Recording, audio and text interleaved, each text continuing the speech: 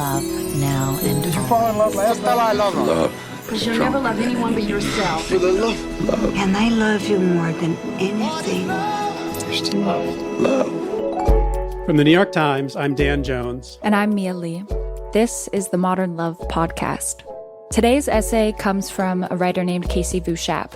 I remember when this story first came in, I was immediately taken by the power of it. It was clearly the most important story in his life. And it wasn't about traditional romantic love, but more about self-acceptance through friendship.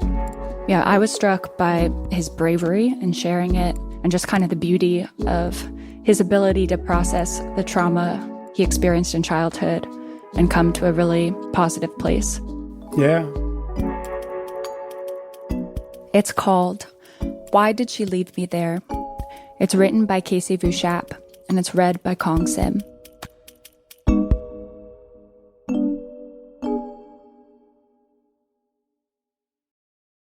The gate to the orphanage was smaller than I remembered. Nearly 25 years had passed since I lived there. I wondered if coming back was a good idea. My best friends Fu, Francis, and Will had planned this trip to Vietnam and invited me to come. I met them 15 years earlier when I was in high school. They were in college and had started a support group for young gay Asian men. At the time, I was rocking blonde highlights, blue contacts, and Abercrombie & Fitch t-shirts with baggy ripped jeans. Fu and Francis thought I was trying too hard, but they let me tag along. Now they had become my overprotective brothers, nagging me about everything. My friends knew I'd lived in an orphanage near Ho Chi Minh City. They suggested that we try to visit as part of our trip. And they wanted to do a Kickstarter campaign to raise money for the orphans who now live there. I thought that was crazy. We were set to leave in a week, and I had no desire to return to a place I had spent most of my life trying to forget. "This is a once-in-a-lifetime opportunity," Francis said. "You won't be alone. We'll be with you." They were able to talk me into it. Within days, we had raised more than $5,000 to buy clothes, toys, and other essentials.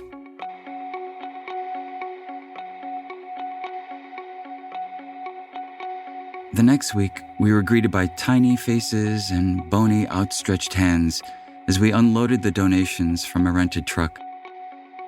We made our way inside the orphanage. How odd that I once had been among those scared, excited faces vying for attention from a stranger like me. Back then, the big building was dilapidated, the white paint covered in dirt and the walls battered. The orphanage had since been fixed up and expanded, but one thing remained: the distinct odor of baby powder, sweat, urine, decay, hopelessness, and despair.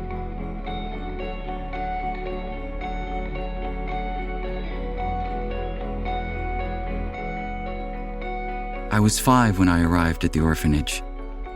I was too small to quarter with the older children, but too big to be with the babies, so they put me with those with deformities, missing limbs, or mental illnesses. The memories came rushing back as my friends and I walked inside. My eyes began to swell, my heart pounded, and my anxiety kicked in. Before long, I was fleeing to the gated entrance, my friends calling after me.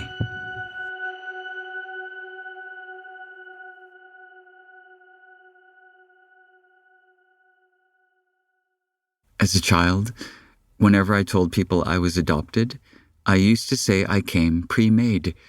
I simply appeared on one summer night at the Baltimore airport to be greeted by my mom, dad, and sister who were bearing candies, flowers, and kisses.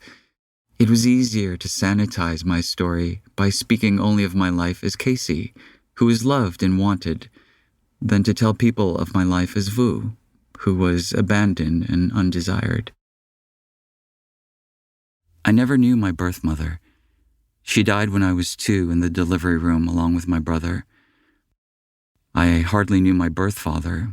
He was a migrant worker who was never around. When I was 5, my older sister drowned in a river near my grandmother's home. I watched from 10 feet away as she thrashed and then disappeared in the murky water. I had pleaded with her to play in the river with the other children, despite my grandmother forbidding us from going when she wasn't around. I wish it had been me who drowned that day.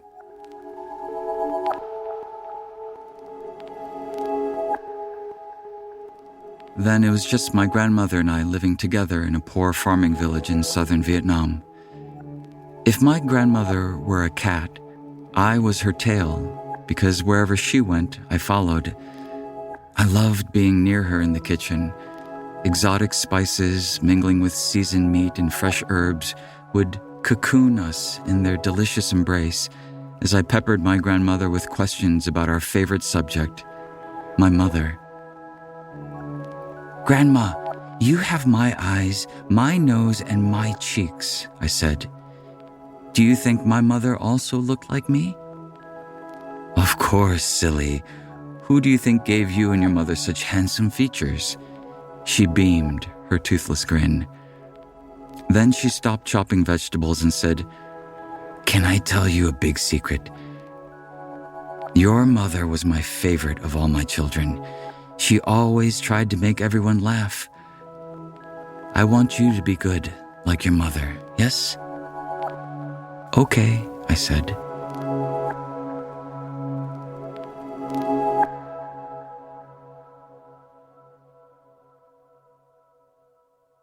After my sister died, I learned that my father had died too. And it wasn't long before my grandmother told me to pack my things for a trip. I was delighted, having never been on a trip before. Eventually, we arrived at a big white building full of children. After touring the place, my grandmother seemed reluctant to leave. Finally, she bent down and said, "I am going home, but you are staying here." I stood there, frozen. My grandmother cupped my cheeks with her leathery hands and directed my face toward hers, her normally fierce eyes filled with sadness. She took a floral patterned handkerchief from her neck and wrapped it around mine. It was her favorite, infused with her familiar scent.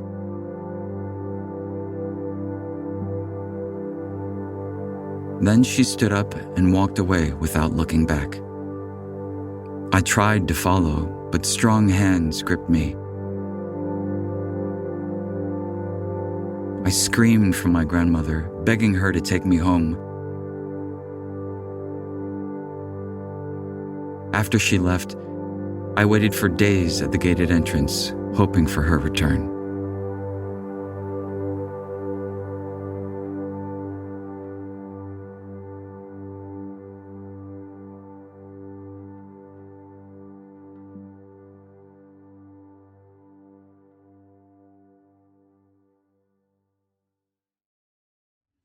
Some months later, a Jewish couple in Northern Virginia was in the final stages of an adoption that fell through.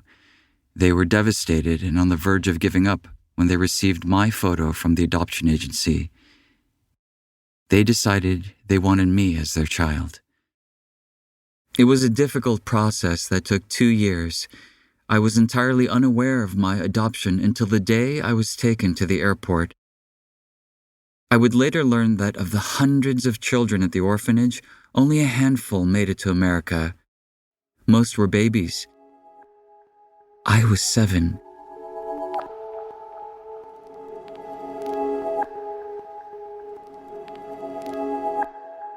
A quarter century has passed since my grandmother left me that day. I still carry her handkerchief safely tucked away with me wherever I go, but her scent has since faded. There are so many things that I've wanted to share with her of my American life. My loving parents, friends, dog, Los Angeles apartment, and freshly minted PhD in social psychology. There are also so many questions I have wanted to ask her.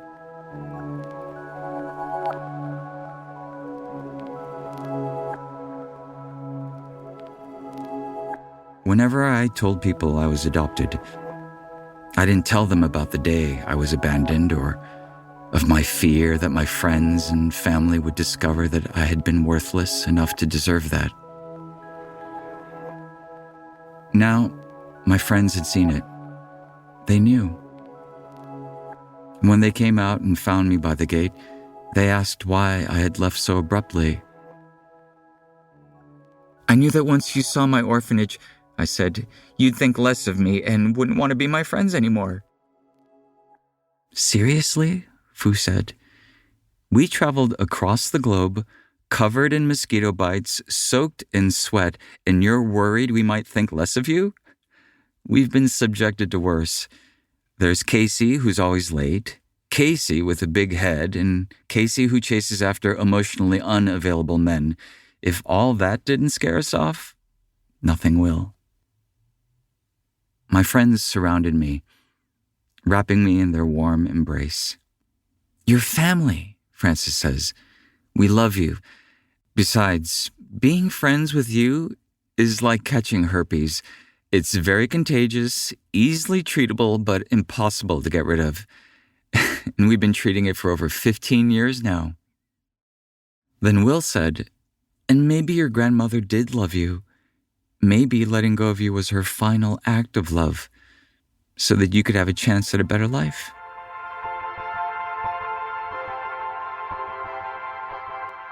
It's something I had long wondered. Had she left me because I was a burden, or to spare me from a brutal life of poverty? My friends then told me that while I was outside, they had been able to find my grandmother's last known address in the orphanage's records. There was a chance she still might be there, only 30 minutes away. If my grandmother were still living there, I could have my answer. I thought about that, and also about the love and support of my friends, family, and others who had made this possible.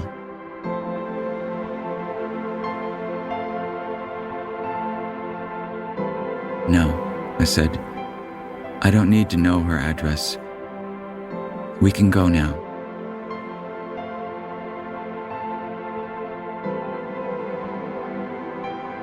For once, I could choose not to be defined by my abandonment.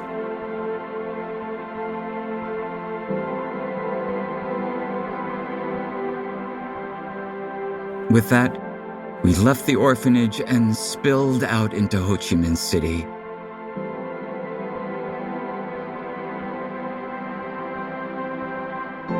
The sweet scent of sizzling pork mingled with the laughter of children chasing each other, as if the streets were one giant playground.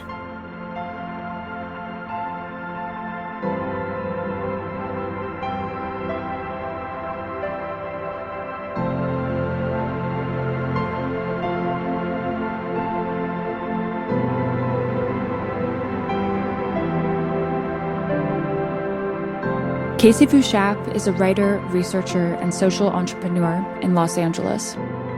After the break, Kacey talks with his friends Francis, Fu, and Will.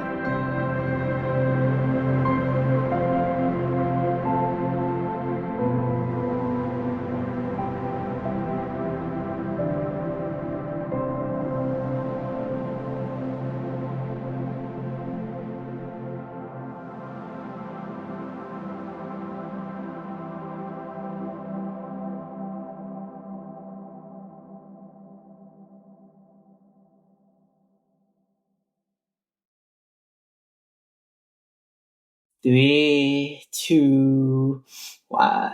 Hey, Fu, Francis, and Will. Welcome. Hey. Hi. Long time no see. I'm looking forward to talking about our favorite topic. The. Love it. I wanted to kind of start with like our origin story, like who you is, like how do we meet each other? Fu, you can start first. We met at Youth Pride Day at Aqua Booth, which is Asian Queer United for Action. And just like, it just blossoms. friendship over time? This is Francis. I remember meeting Kacey a few years after you and I dated. It was this 18 and up club that we went to in DC. Remember that? Oh. And then like Kacey showed up and like there was a sense of effervescence about you. You were just like bouncy and like beautiful. You know, to your own I'm words. just filling in. So that's how we met initially. Well, I met Francis at a party. This is Will, by the way. Pronouns any, all. You know what's funny though? Now that I think about it, we kind of found each other when we were all just trying to come out. Yeah. Mm-hmm. Yeah. Like you found Kacey and Will and I found each other when we were just trying to come out. Yeah. I think when I first met you, you were struggling. Yeah. It's so beautiful to see how much you've evolved from that dark space that you were at to where you are now. Thank you. I want to talk a bit more about our trip to the orphanage and like how that came to be. So what was your impetus for wanting to go to Asia? Well, right, you and me, we wanted to do a Asia birthday trip. Yeah, I was like, hey, let's do it. The reason why I really wanted us to go to the orphanage was like, you said what your fondest memory of being in the orphanage is when strangers would come and give you gifts, and you light up when you say that. And my intention was, oh my God, like, you know, even though it was a dark time for you, you found beauty in that moment, you know? And if we could be that for those kids and give that same hope to those children, why not? You know, like look where you are now. Like, we will never know what's going to happen to those kids, but hopefully what we did sparked some kind of like, you know, same feelings that you have, and you held on to those memories. Well, so I was grateful that you said yes. You know, I know it wasn't easy, but yeah, that was just how it all started, I think. Yeah, and I just remember us riding to the orphanage, and you know, like my first thought was just gratitude.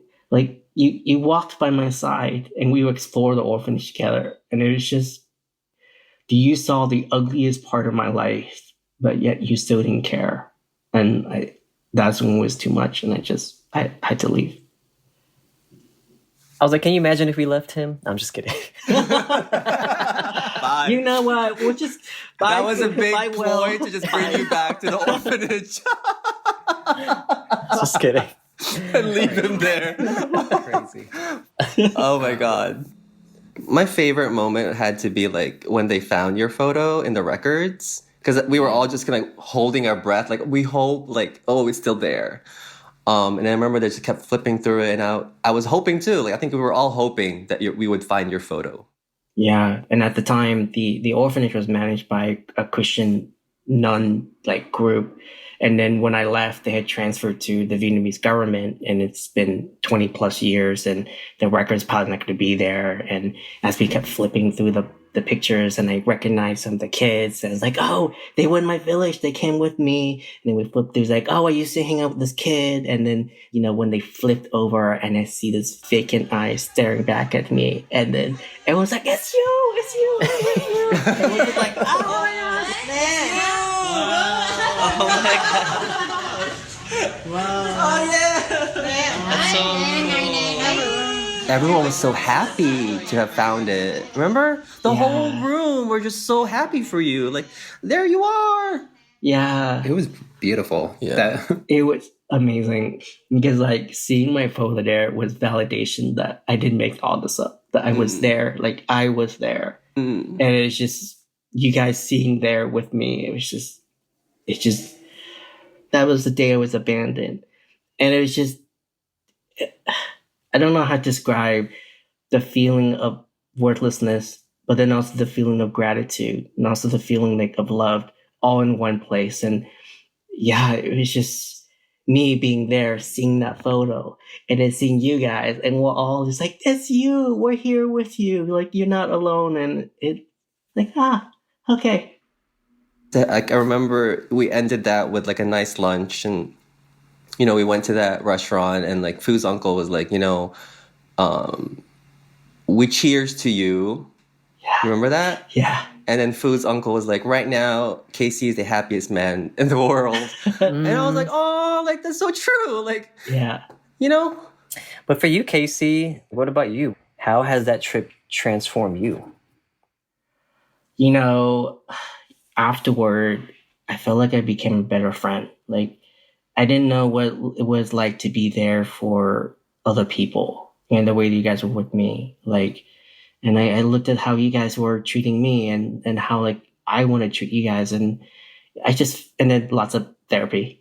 And, like, I'm so proud just that I can talk about it. Like, that I'm not ashamed, that I can tell you about my emotions, or I'm not ashamed about my past. And, like, it's just, it's so crazy because I couldn't get there without having you guys along with me in the journey. I'm so glad I took it because, I took the chance with the fear that you guys might leave me, but you guys didn't. And I just realized I was never abandoned. I was just loved all along. Different people loved me differently. And it's an honor to feel that, we're part of something larger and that people care about us. And I mean, that's why I had to write the story. And it's really, I wanted to write a story that honored the friends and people in my life. And that who I am today is a composite of their wisdom and the love and the kindness. And I wanted to honor in the most meaningful way. And that trip to me was life-changing. Snaps, snaps, snaps. And it feels so good. You have no idea. To be on the receiving end of that. You have no idea. So thank you for that too. You've been touched by Kacey.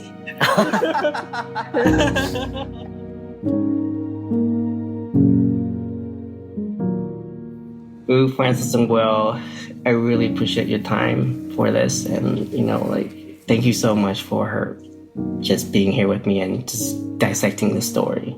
And, we'll see each other again. Love you, Kacey. Anytime. Love you. Thank you. Love you guys. Bye, guys. Bye. I love Bye. you. Bye, y'all.